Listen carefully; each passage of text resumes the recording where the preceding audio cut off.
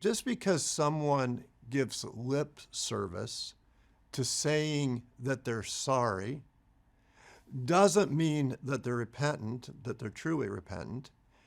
And even if they are truly repentant, that doesn't mean that the relationship is restored without conditions.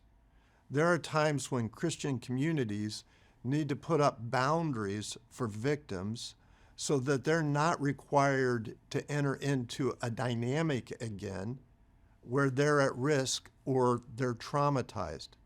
It takes a lot of wisdom to evaluate repentance. There's a huge difference between worldly sorrow and godly grief. This is one of our most important repentance questions.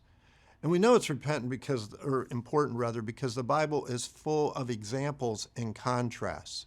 We have the contrast between Judas, who was full of remorse, and Peter, who was truly repentant.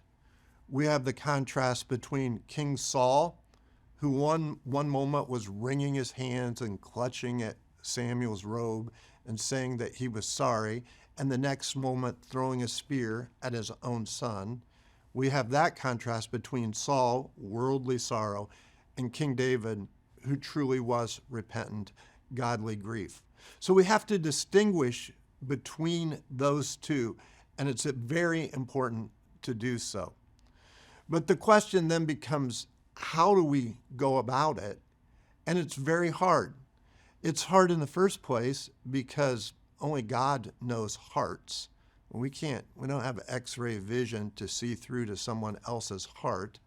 It's also difficult because the hardest heart to evaluate is our own.